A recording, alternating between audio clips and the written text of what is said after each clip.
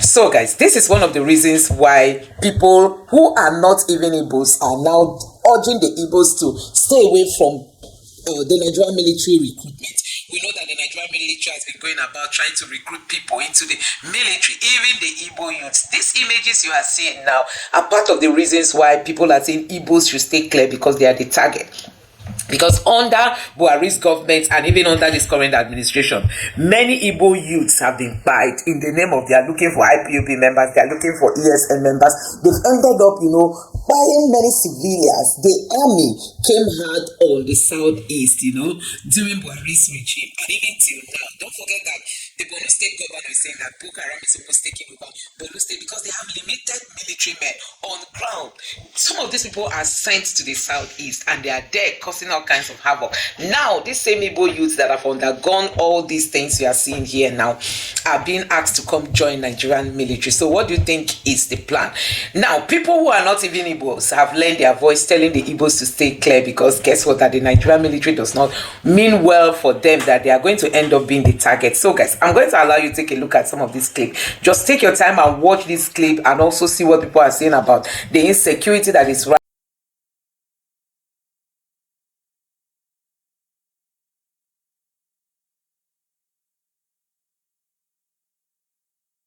I hear that Nigerian soldiers are calling on the Igbos. Yes, Nigerian soldiers are calling on the Southeast to come and join the military. They are crying that Igbos are not participating in Nigerian army.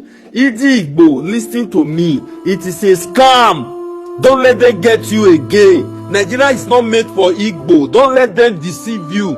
Ask yourself, Igbo people that joined the military 6 years ago, where are they? Where them they? People, Igbo people, Southeasterners that joined Nigeria army, that joined the military 6 years ago, they are all dead. And no compensation is being paid to their family. They don't give a fuck about you. They don't give a fuck about you and your family.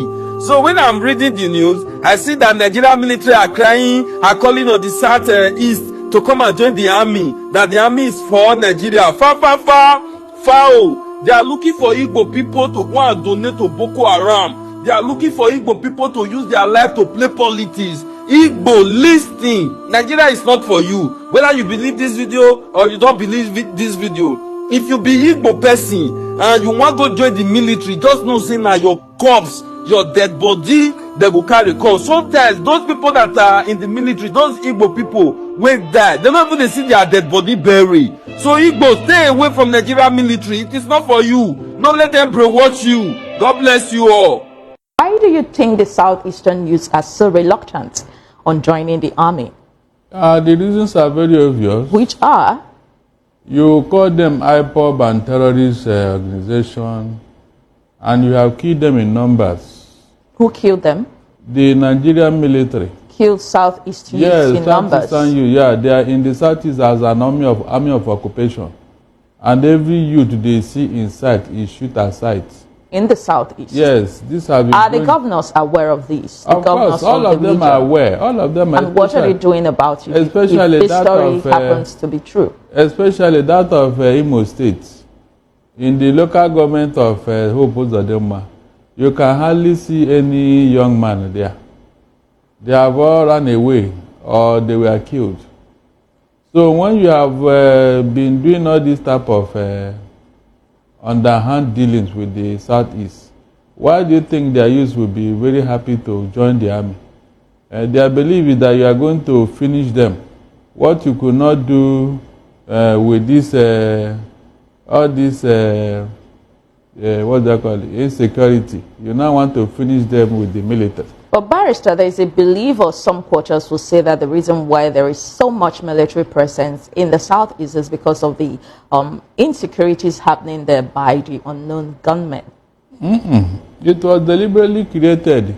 You know, when you want to hang a dog, you give it a bad name. What is the reason for the insecurity in the Southeast? You said insecurity in Southeast was deliberately created. It was. By whom? At least we have had Asari Dokubo and his group. They are telling us what the agreement they had with the federal government. So what did Asari say they had? He said he has a contract to be killing the Igbos. He said that. He even mentioned the area where they are operating and all that. that his boys are the ones, the unknown gunmen. So, I mean, by the way, what is the reason for insecurity in the Southeast? What is the problem there? What is the reason for insecurity? That is what we should be asking the federal government. Initially, we claim it was Simon Ekpa. And we all cried that Simon Ekpa should be brought down. And he has been in custody. So yes, let me ask you, as someone who is from that region, of course, you'll be getting information from that region. Has the rate of insecurity by the unknown gunmen reduced since Simon Ekpa has been in custody? It has reduced, not because of Simon Ekpa per se. Okay. It is because the Southeasterners have devised another means of checkmate this, because the outright killing on the streets of the Southeast are reduced. But the Fulani herdsmen are still rampaging in the bushes and farmlands. They are still there. So in the Southeast region, we saw women protest in Enugu State. So all those things, who created them? Are they Southeasterners? Is the federal government not aware of what these people are doing? Why did they allow them to be carrying guns and be killing people? And when anybody wants to stop them or retaliate, the person is arrested, while the attacker is allowed to go free. So when you see all these things, are you not supposed to know that something is wrong somewhere? You do not see it as a tribal attack. Now, these are the appointments so far that Tinubu has made. In this Nigeria we have, the president is a Yoruba man, the Minister of Finance, Yoruba man, Minister of Education, Yoruba man, Minister of Trade and Industry, Yoruba man, Minister of Petroleum, Yoruba man, Minister of Marine and Blue Economy, Yoruba man, Minister of Power, Yoruba, Minister of Justice, Yoruba, Minister of Communication, Yoruba, Minister of Interior, Yoruba, Minister of Solid Minerals, Yoruba, EFCC, Yoruba, CBN, Yoruba, Federal Inland Revenue Service, Yoruba, NIRSAL, Yoruba, DGDSS, Yoruba, Chief of Army Staff, Yoruba, CG, Controller General Custom, Yoruba, Controller General Immigration, Yoruba, Chief of Defense Intelligence, Yoruba, Permanent Secretary State House, Yoruba, Commandant Guards Brigade, Yoruba, Inspector General of Police, Yoruba. Women clad in white stage a solidarity walk in support of the emergency rule in the state on Monday, while declaring their support for the sole administrator, Chibok Ete Ibas. The women held placards with inscriptions that read, "State of emergency is constitutional and persecutes the bombers of Rivers Assembly." Let's take a look.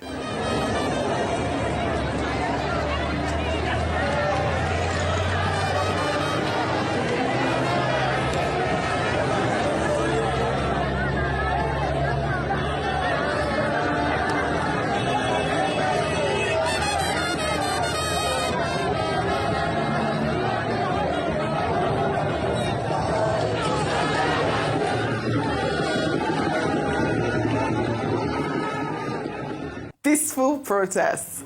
State of emergency is constitutional. Well, all right, in the same vein, over the weekend, a group of women staged a protest against the suspension of Sim Fubara and declaration of the emergency rule in the state. The women were demanding an end to what they perceive as an unconstitutional state of affairs. They held placards that read, "Save our democracy, obey the rule of law, and bring back Fubara." Let's take a look.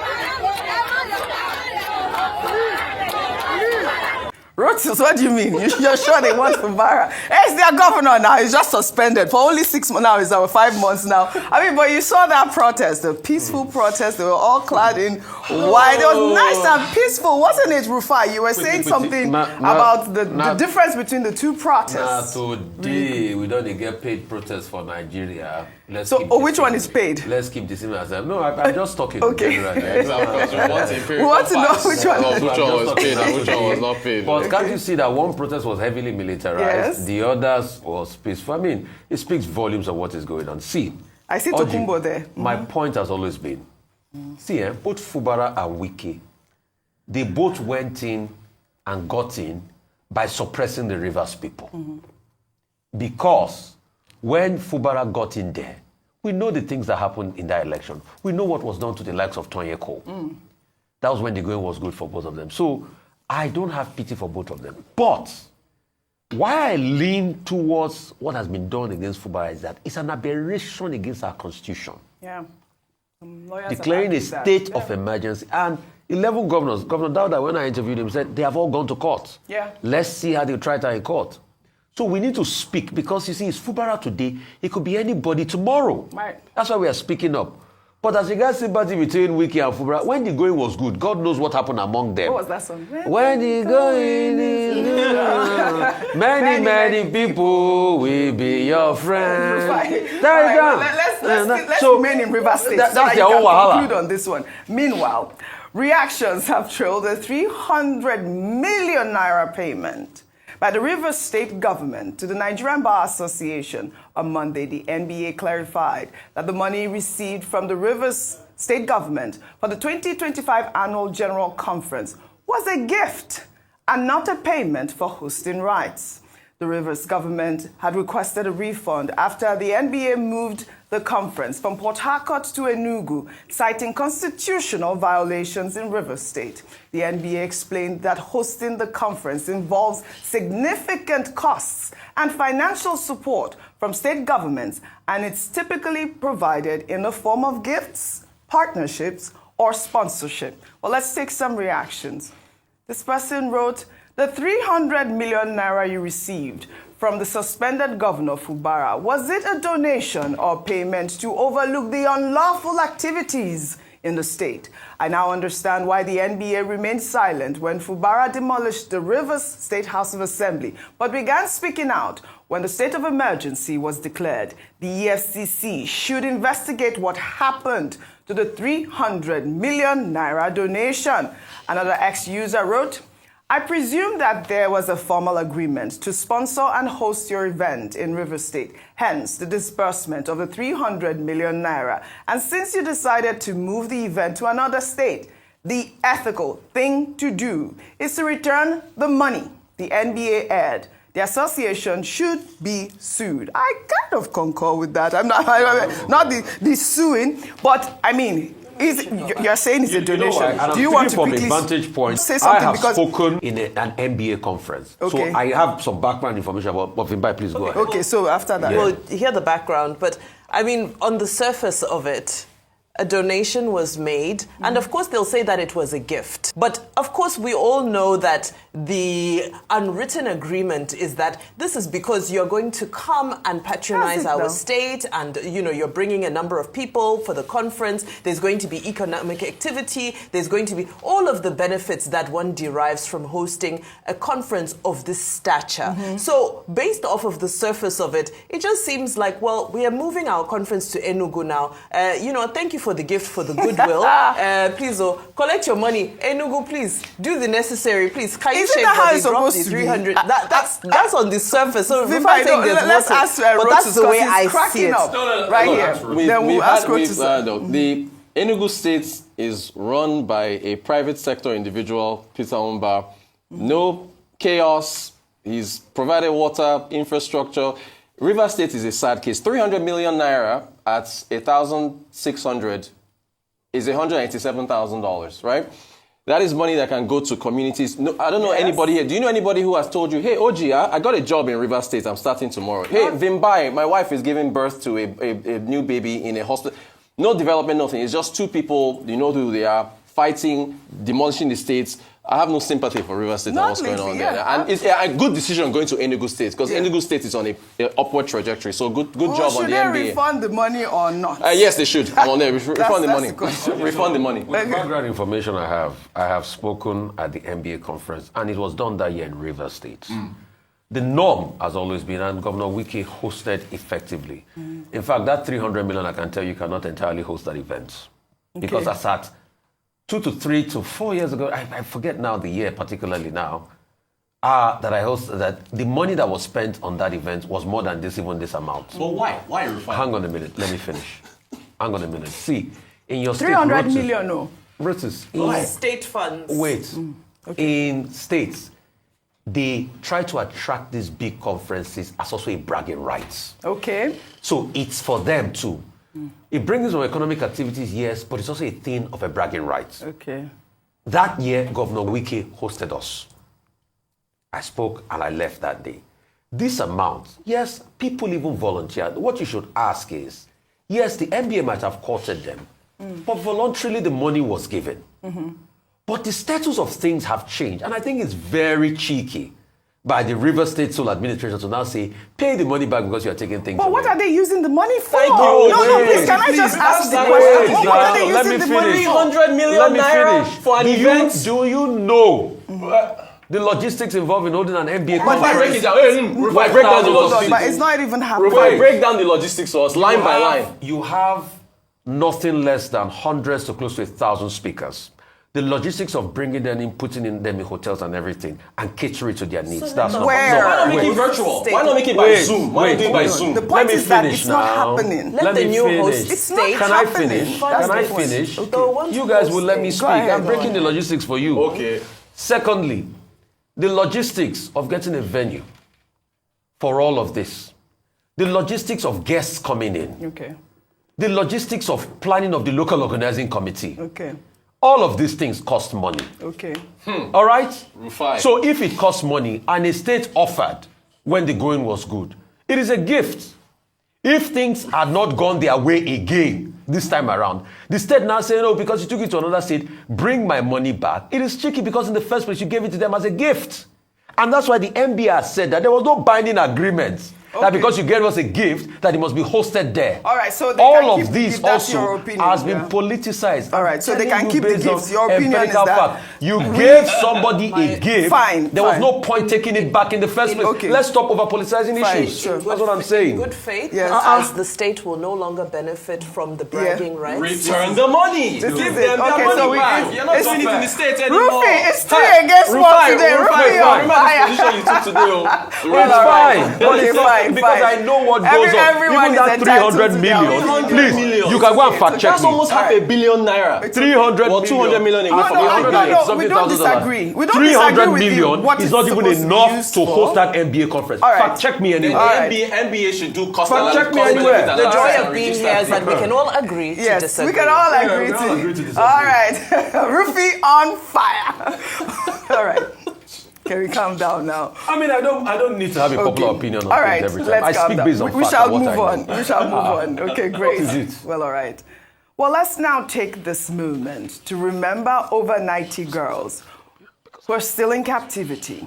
Yesterday, April 14th, marked 11 years since Boko Haram militants abducted over 200 girls from Chibok in Borno State, sparking global outrage and the hashtag Bring Back Our Girls campaign. The abduction on April 14, 2014, of the schoolgirls highlighted deep security flaws and exposed the nation's struggle to protect its citizens, despite promises and efforts to find the missing schoolgirls who have now become women.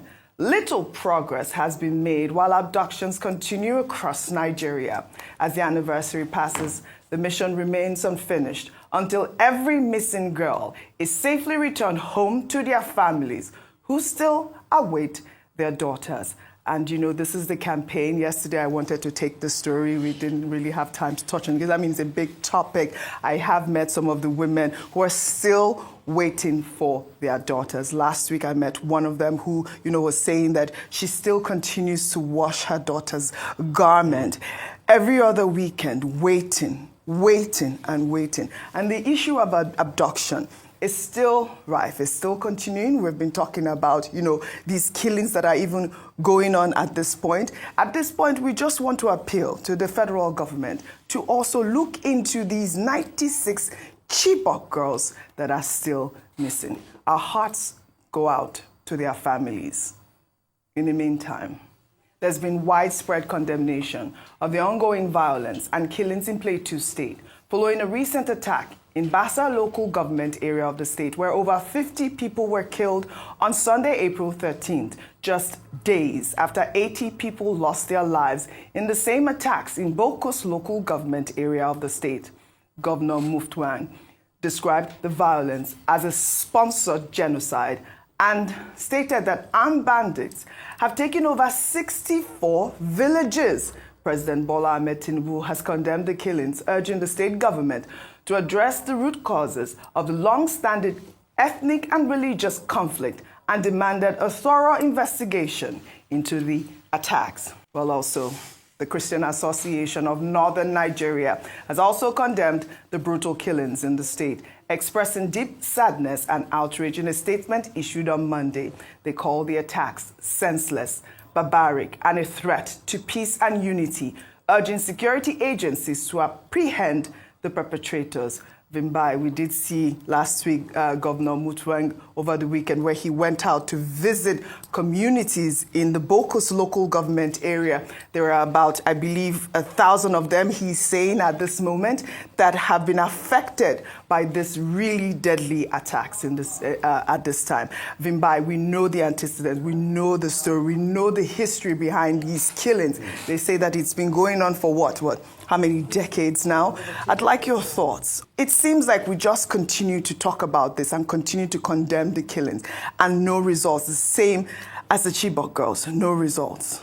It's devastating, Oji, because it's a recurrence, same conversations, same themes. So the death toll for Plateau State specifically since 2023, since that Christmas massacre, is now over 300. For a period of 1 year, that's just deplorable. Now, you hear that, okay, fine, the nomadic groups and so forth. We need to separate between because this is no longer farmer herder. The governor is calling it full-on genocide. What broke my heart is the fact that there's a community called Rui. Rui lost 17 people during the Christmas massacre of 2023. That same community is affected by this killing again. Now, can you imagine a community that was just beginning to heal and recover from the calamity they went through 2 years ago are now plunged into mourning again? Now, what does this also show you? It shows you that we're not doing anything to secure those areas that were attacked before, because by now they seem to know the pattern. They know that they come around this planting season when they're getting ready to start to prepare for the farming season. They know the communities they come into. They know that besides the farmland, this is about illegal mining. So the question is, what are the proactive steps that are being taken? Of course, the president has made a statement that has been rather divisive for people, because the president has said that, well, enough is enough, and he's called on the governor to step up and do what needs to be done in the situation. Now, why is this divisive? Because some people are saying, is it the president who is supposed to be calling on the governor to step in, when at the end of the day, we know that the security architecture belongs to the federal. Now, the other school of thought is saying that, but the governor has a responsibility to go into communities and create conversation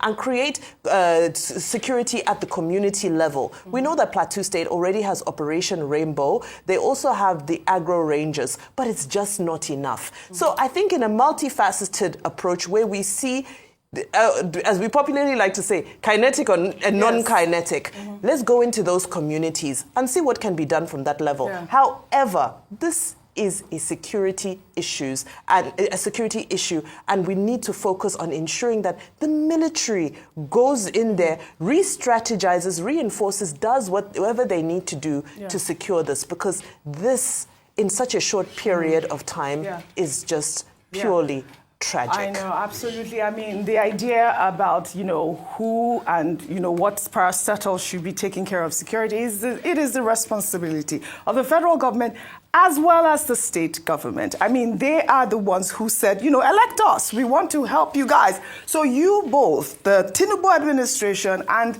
the Plateau State government, because I believe the reprisal attacks began in 2023. Over 250 Plateau citizens have died at this point. I know that there was a time where, we had these sort of attacks in, some northern states like Kaduna State.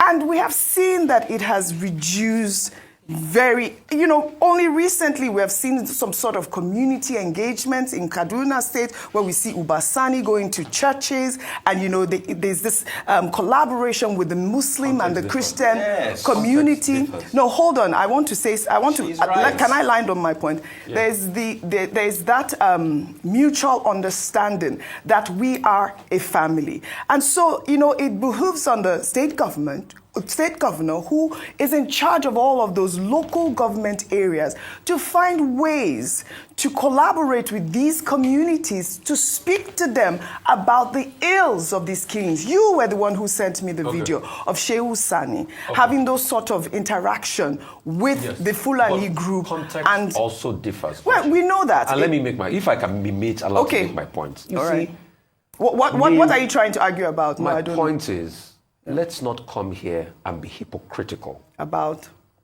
What is happening in Plateau, the security dynamics is way different from what was happening in Kaduna. Kaduna was also a heated religious battle based on some of the leadership there. That was what was happening in Kaduna then. And we all saw the hand. What Shehu Sani has, Ubasani has done is to douse things down based on those religious proclivities. Here, ethnic cleansing, is genocidal. The external people, there's a lot of land in the system. There's the Irigwe problem. There's mining. The context is different. In all of this, my point has always been, and please do not get me wrong, I'm not saying the governors cannot do communal engagement. But the bulk of stopping the war has and rests on the federal government. And so that is why the issue of state police is also coming in now. We're speaking about power. They need to do that as well. And so our argument is that we're not saying anything different. And you're spot on with the issue of genocide in Kaduna State. It's the same thing that the governor is claiming, alleging. The governor of Plateau State is alleging at this time. We all know the meaning of genocide. So it is a serious and worrying situation, and all hands need to be on deck. That's just it. My heart goes out to their families. Yes, go ahead. I'm sorry I'm going back, but you've set YouTube on fire. There's a hashtag 300 million NBA now. Okay. Cyril Tolerance says that if the NBA cannot host its own conference and can't generate enough revenue for 300 million, they probably shouldn't be doing it in the first place. Cut its quota according to size. You set it on fire. It's just YouTube is upside down. YouTube is upside down. There'll be more reactions. The Arise News YouTube page is on fire. It's on fire. There'll be more reactions to this. Can we go back to the security? Yes. Back to security. Let's talk about the security issue. Very, very important topic. And as I was saying, my heart goes out to the families and those that have lost their lives in this really horrible communal clash. I mean, I don't even know whether to call it a clash because these people are going into bedrooms and people's homes and killing. Something needs to give. In another development, Labour Party leader Peter Obi, in a post on X, narrated how his planned visit to Benue State was thwarted. Obi stated that while his visit to Plateau State was welcomed, he encountered difficulties contacting the Benue State Governor, Hyacinth Elia. Despite this, Peter Obi continued his journey, but his visit was ultimately halted by a press statement from the Benue government, citing high-profile meetings and security concerns. The statement also required written permission from the Benue State Emergency Management Agency for visits to IDP camps. Obi expressed disappointment, emphasizing the humanitarian nature of his visit and his long-standing commitment to supporting vulnerable Nigerians. He appealed for a less politicized approach to national issues, urging leaders to prioritize welfare of the less privileged. I mean, I can imagine how frustrating this can be. I mean, he is Peter Obi, Labour leader, former presidential candidate. He needs to take permission before he goes into, the IDP camps. But meanwhile, Benue State Governor Hyacinth Elia has cautioned politicians against making unscheduled visits to the state, citing safety concerns. He stated that he cannot guarantee the safety of individuals or groups visiting Benue without prior approval from the relevant authorities. The warning follows the recent attacks, in several local government areas of the state. I mean, I know it's a lot to unpack at this moment. Let me give the floor to you because you seem like the you governors, really want to speak. you see where governors want to exert their authority and want to say, okay, you can't come to my state. Look, this is just a follow-through on the conversation we're having. Governors in Nigeria know when they want to step up and prevent somebody from coming to their state for one reason or the other. They know when they want to. The Land Use Act, like I said, is still in charge of the governors. A lot of private sector people say that act is a hindrance to investments in real estate in Nigeria. Nigerian governors should take up the responsibility of securing their states. Peter Obi should not have been halted from going to visit those folks in the IDP camps. You can see how governors are when they want to flex. I agree with you. And then the sad part about the whole conversation, when we look at social media comments, people are saying, I mean, is this man not was he a reverend? Is he a reverend? Is a Catholic priest? I mean, these issues should not be politicized. We already know, Peter Obi's antecedents. It's not his first time going to IDP camps, doing these sort of donations. And at this point in our polity, Benue State is, heated. People are dying. So he has to be able to go in there to help the children and the people that are in IDP camps. This issue should not be politicized at all. Well, in Borno State, a video of a young boy being brutally flogged by a man identified as Buka Modu has caught the attention of the state governor, Professor Babagana Zulum. The boy, Bashir Gaji, whose father was reportedly killed by Boko Haram insurgents, was living in an internally displaced persons camp in Mungono. After the video sparked outrage on social media, the governor immediately directed the arrest and prosecution of Modu and pledged a fully furnished house as well as educational scholarship for the young boy. I mean, this is amazing. Zulum emphasized that his administration will not tolerate the abuse or exploitation of minors. He also directed the Ministry of Women Affairs and Social Development to develop community awareness programs to educate families, local teachers, guardians, and proper child discipline. Vimba, I have to come to you on this story. I was heartbroken when I watched that video of that man. Can you imagine? The boy is an orphan living in an internally displaced camp. Well, kudos to the Borno State governor who swung into action. I mean, if we don't have social media, we will never have seen this sort of post, and we'll never have seen this kind of abuse. Young boy, now he has a home. It's so important for us to always remember to put a human face to the insecurity and its consequences. Sometimes you speak of Boko Haram and this and so forth, and it's almost like a concept, it's a theory, it's not tangible. But when you look at this poor young boy, he's a victim of circumstances. And then as if him being a victim of circumstances is a crime, those around him are now behaving abusively towards him. It's so sad. So I'm so grateful to this governor for stepping in. Yes. But now we say, what about all of those who are not being captured on social media? Yes. Thank you. How it's about rebuilding. We always talk about institutions, systems, the society, the most vulnerable. This is, sorry to sound a bit cliche, but this is our future. That's our tomorrow right Absolutely. there. So that... So commendable. But again, hoping they go into those communities, look for those young, vulnerable ones, take them in, let us, create a safe haven for them, for more of them, so that we can protect them, because the realities are harsh. And more importantly, really, I believe that, it's the sensitization of these our leaders, these school teachers or imams or malams or what have you. They have to understand what the difference is about training a child and child abuse. That was a horrific scene that we saw. It was heartbreaking, and it should never happen to any child in Nigeria, really. Shall we take our good news report now? By celebrating Tunde Onokoya, founder of Chess in Slums Africa, who is now set to make another attempt at the Guinness World Record for the longest chess marathon.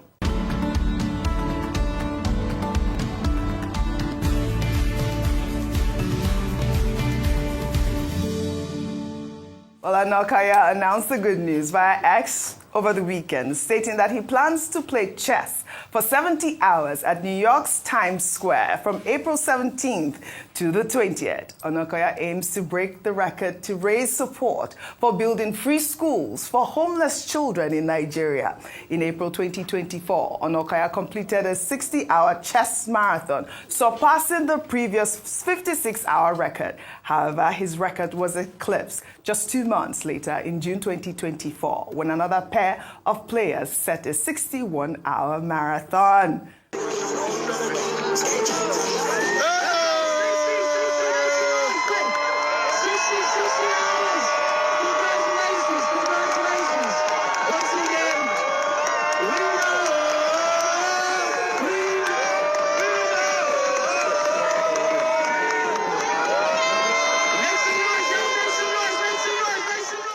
Fantastic. We have our fingers crossed for this young man. 70 hours. Yes. I mean, and for what he is doing is completely brilliant. Our young global leader, you are still checking your phone. Our young global leader. 70 hours, don't faint. Don't faint. Mikey's corner on YouTube. He will not. I trust that he will. I trust that he will. I want to just go finish the good news reports, then we can just sum up everything. Still in the United States, on Monday, April 14th, an all-female crew, including music star Katy Perry, Jeff Bezos' fiancée Lauren Sanchez, author Gayle King, aerospace engineer Aisha Bowie, film producer Carrie Ann Flynn, and Amanda Nguyen, founder of a campaign group against sexual violence, launched into suborbital space for an 11-minute flight on a Blue Origin rocket from Western Texas. Katy Perry stated that she is flying for her daughter Daisy, hoping to inspire her to pursue her dreams without limits. The flight marked the first all-female space crew since 1963. All women returned to Earth safely to the cheers of their loved ones. Let's take a look.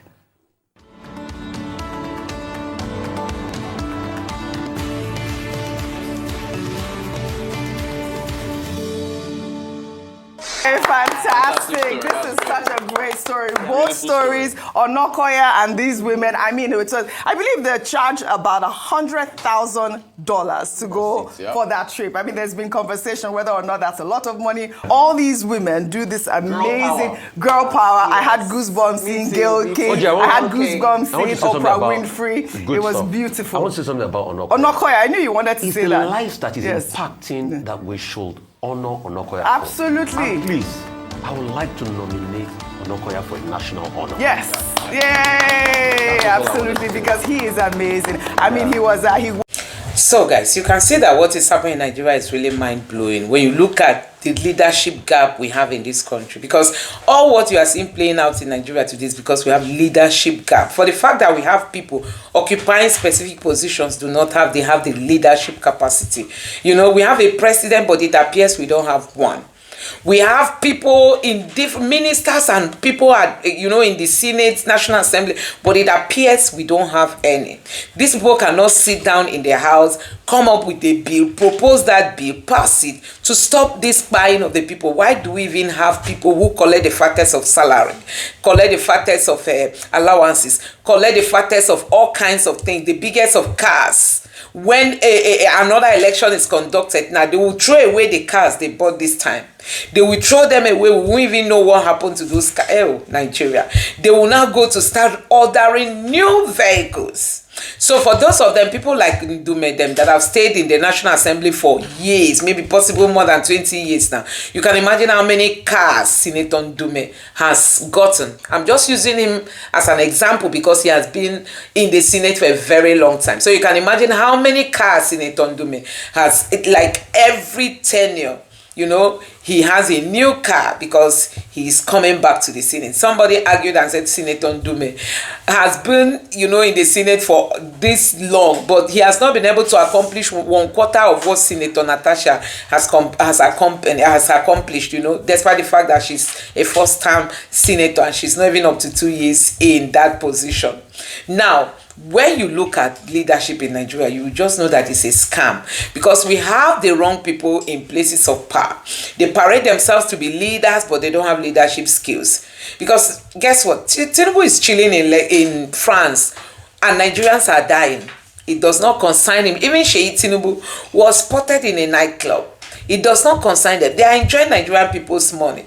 There is a whole lot of vacuum in leadership, and that is why these Fulanis, they can boldly come into the country and do whatever they want to do, because they know that they cannot be arrested. Even if they are arrested, it's just to for arresting sake. They will definitely be released. None of them will be prosecuted, because if what happened last 1 or 2 weeks that they struck Plateau State, if these people had receive real punishment, I don't think they will come again.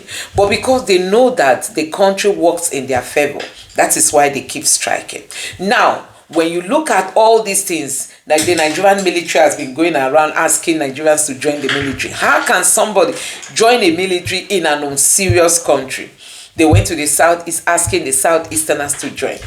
These are some of the things why people are saying the South, even those who are not Yorubas have lent their voices, who are not Igbos, sorry, have lent their voices asking the Igbos not to join, because they are going to be the target. Don't forget that under Buhari, the military was in the Southeast, buying so many Southeastern youths in the name of their Boko Haram members, in the name of their ESM members, in the name of, they are causing security problem in the Southeast. They ended up buying a lot of innocent Igbo youths. At the time, there were these corpses in the hospital that were unclaimed, unidentified. I tell you, it was something else. And these are the same people they are now asking to come join the Nigerian military, which is not going to work. Anyway, guys, let me know what you think about all this in the comment section below. Please don't forget to subscribe to the channel, turn on the notification bell. Please give this video a like so that YouTube can recommend it to others, and drop your thoughts in the comment section below. Thank you.